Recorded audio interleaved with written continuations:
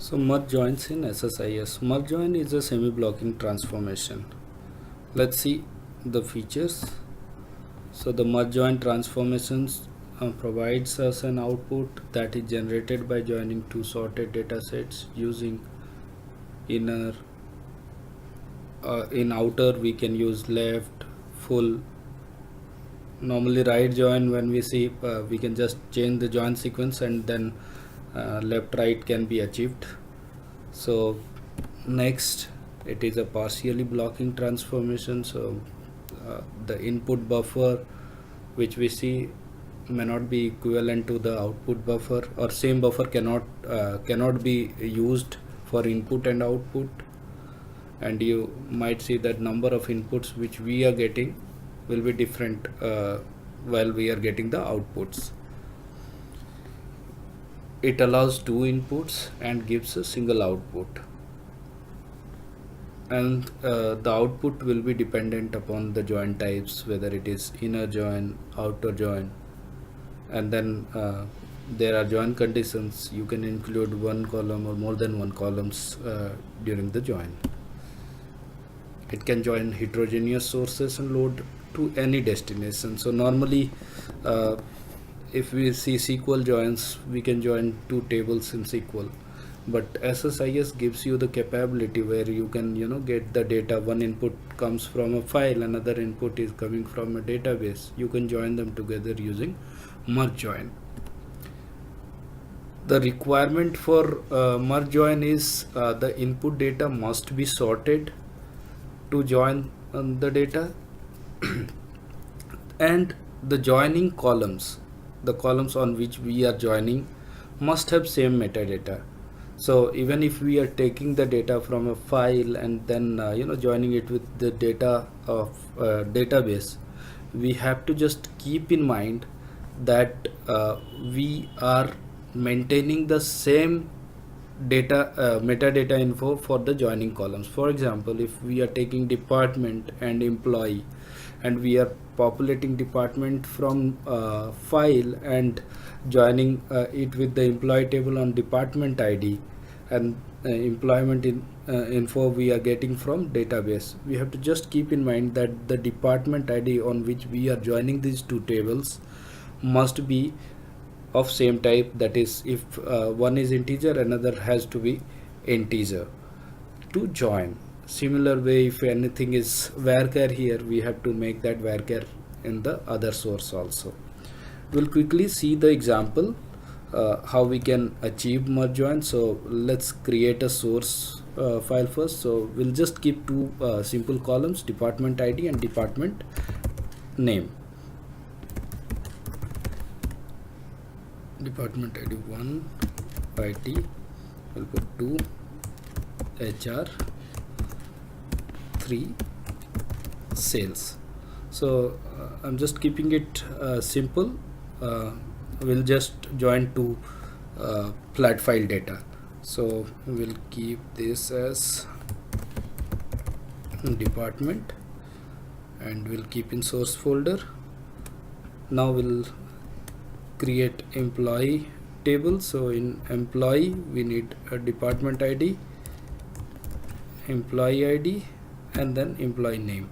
So we'll just try to add employee for IT and HR only. So department ID 1, employee ID 1 John, then department ID 1, employee ID 2 Hillary, then department ID 2, employee ID 3, and we'll put name as Monica, then employee department ID 2, employee ID 4, we'll put name as Raghav. So we are just keeping four columns for now.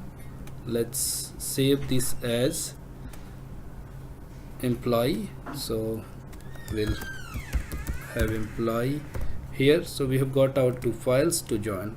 Now to use merge join, in the control flow, we first get a data flow component, which we get from the fabric section, and then the data flow will allow you to define source, transformations, and your destination. So we'll just change the connection string for these two files. So we'll go to this folder, and here our file is here in this folder. So let's first add department. We have added department. We'll have to refresh the columns so that we can get the columns here.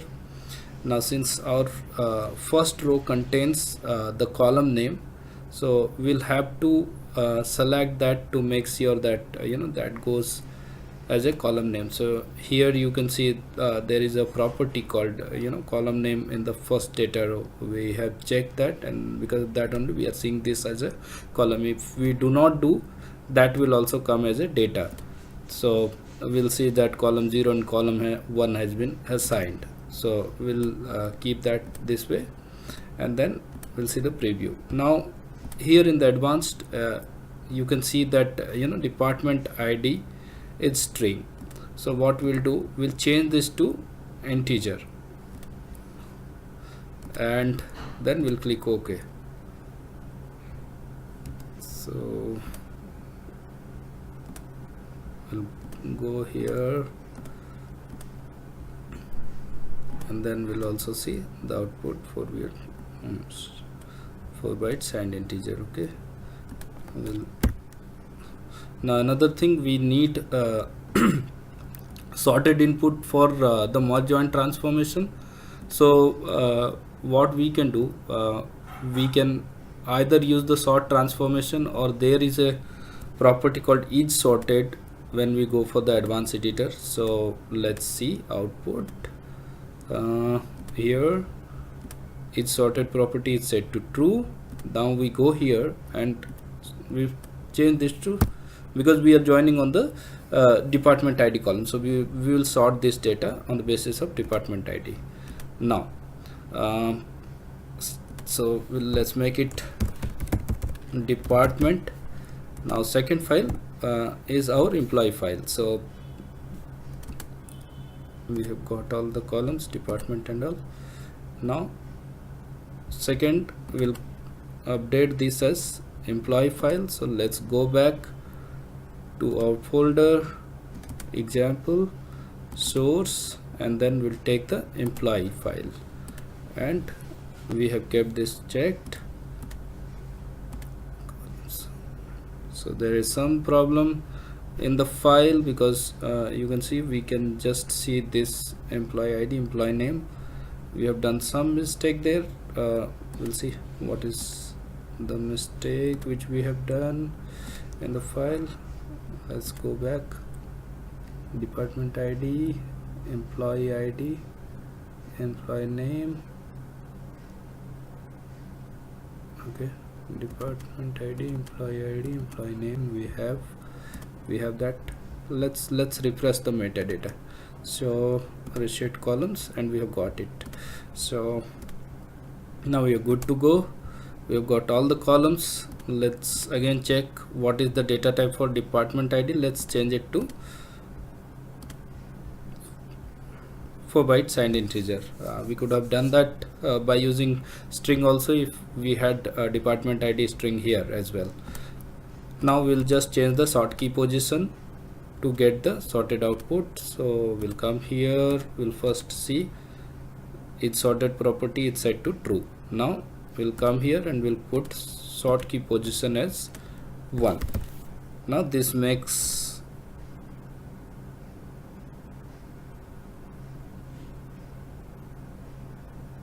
okay. Let's see, somehow it has not sorted. So we'll see that sort key position is true. Now it's sorted. Okay, department ID is 4 bytes and integer. mapped column ID. This looks fine. Let's first map the columns so that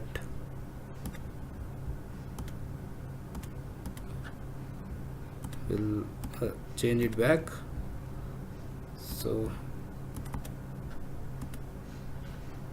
or I'll quickly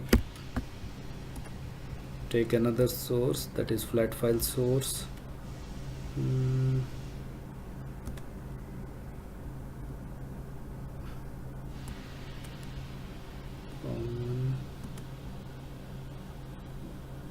Sources, okay, flat file source we have taken.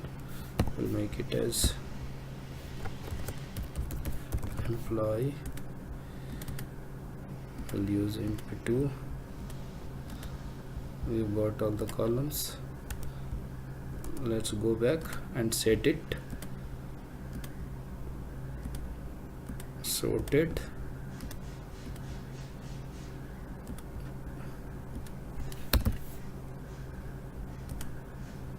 So we have got both the source and sorted. Now we'll use the merge join transformation. Now while using the merge join transformation, first we'll try with the left join.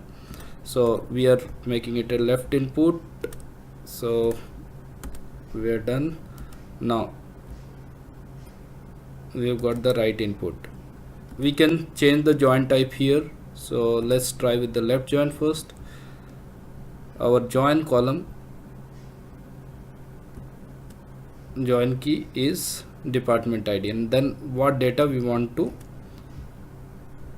let the transformation go out, we'll select them so that we get that as a output. Now we'll enable data viewer here. So let's enable data viewer. We saw that we had 3 departments, but employees are only 2 for those departments. So let's quickly run it.